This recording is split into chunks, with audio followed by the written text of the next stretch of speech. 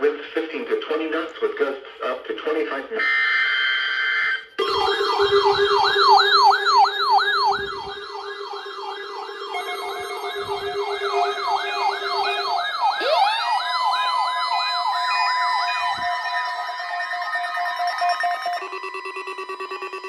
This is NOAA's National Weather Service in Wilmington, North Carolina.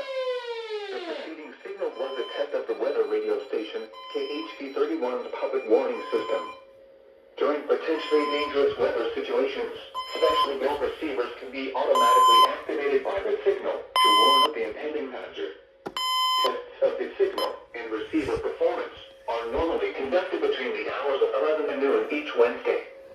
If there is a threat of severe weather, the test will be postponed to the following Wednesday.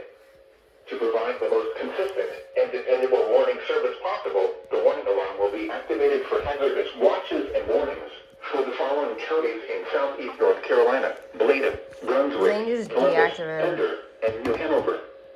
This has been a test of the NOAA Weather Radio public warning alarm system.